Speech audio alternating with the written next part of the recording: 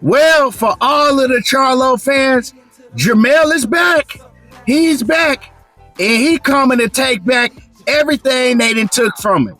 Yeah, he announced it today. He is back.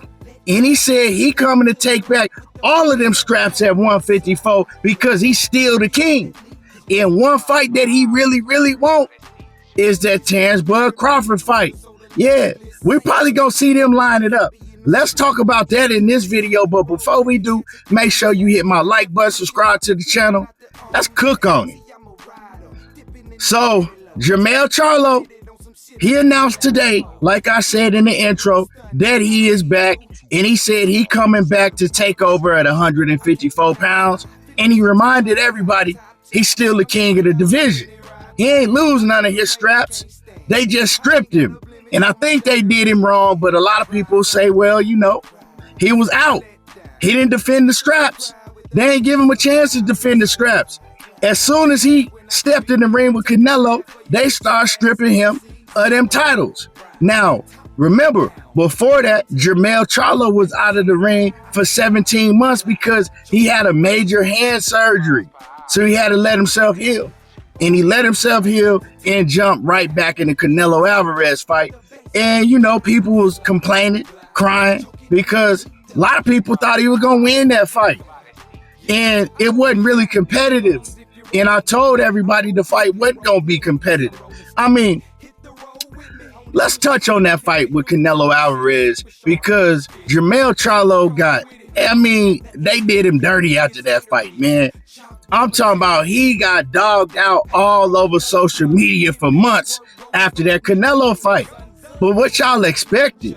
The man was coming off a 17-month layoff. He was also coming off a major hand surgery. He didn't even have a fight in between, and then he was moving up 2 weight divisions. Come on, man. Like, let's just keep it real, man. They have weight classes for a reason, and inactivity is an MF in boxing. And now Jermell Charlo, right after being stripped of all his titles, what people don't know is that he has his choice to pick who he want to fight when he come back. Because they made him champion in recess, right? So that means if you ever decide to come back and you want to fight for any of those straps that they stripped you of, you can come back and you can fight for those straps.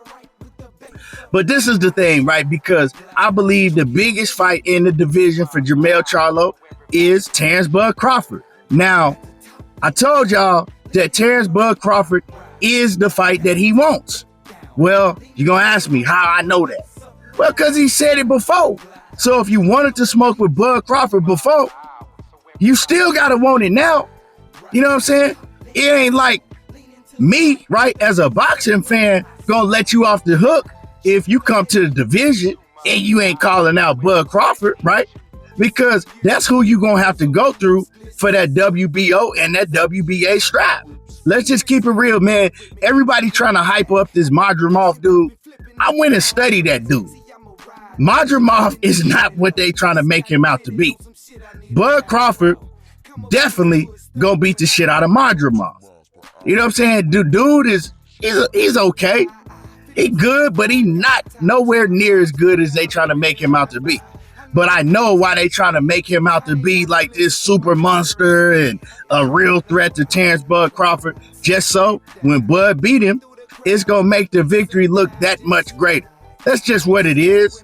You know what I'm saying? Most of these people that's talking about this guy Madrimov ain't never even seen him fight. Ain't studied a lick of film on him. Let's just keep it a buck. Going back to Jermell Charlo. Jermell Charlo is in a situation to where he got to make some decisions, right? Because he can come back and jump right into a Terence Crawford fight or one of these other guys that got the title. But is that smart? Nah. He's had too many layoffs. And we seen, man, time and time again with these PBC fighters coming back off of these long ass layoffs, and they look like a shell of themselves. So what I want to see Jermell Charlo do, I want to see Jermell jump in the ring against somebody like a Erickson Lubin, Erickson Lubin and Jermell Charlo, they can run it back because that's long overdue. Erickson Lubin is another guy that's, has a lot of inactivity on the PBC side. And I think that's a great fight. You get past Erickson Lubin, we want to see you and Bud. That is the biggest fight at 154 for you and Terence Bud Crawford. I think that's bigger than Bud and Errol because, man, we seen Bud and Errol before. We ain't seen Bud and Jermell Charlo. I think stylistically, Bud Crawford and Jermell Charlo might be a better matchup than Errol Spence. And I'm a fan of all of these guys. I'm a fan of Bud, Errol Spence, and Jermell Charlo. I'm a huge fan of Errol Spence.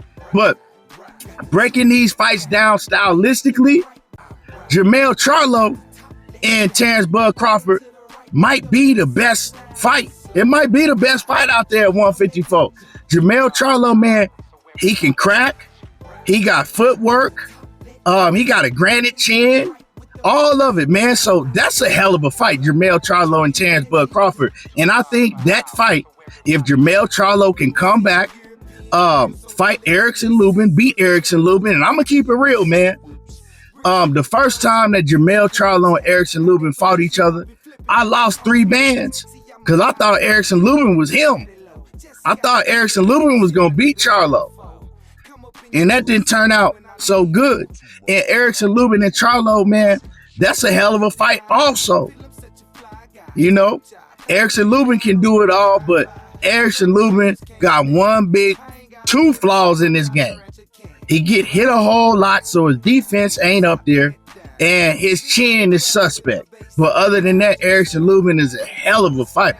I think it would end with Charlo with a knockout, if he's still the same Charlo, because we got to look at Jermell Charlo compared to somebody like Errol Spence, right?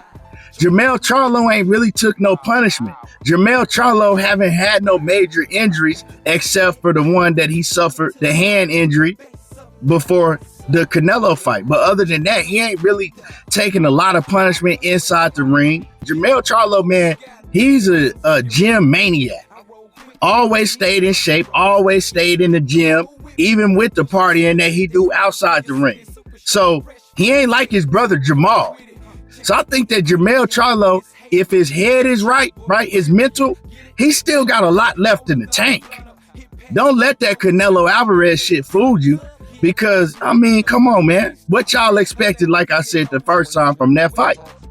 Jermell Charlo, hey, he can come back, get an Erickson Lubin, or even a fight like Ramos or something. And now he right back in the middle of shit. He got a chance to reclaim all of his straps that they stripped him for.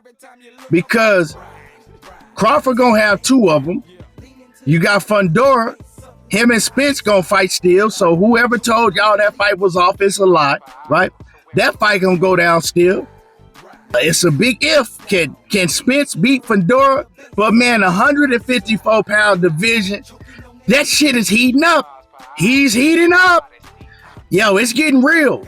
It's getting real. Y'all let me know what y'all think, man. I want to hear from y'all. You know what I'm saying? What y'all think, man, about all of this? Drop a comment. Make sure you hit my like button. Subscribe to the channel. Y'all already know how I do.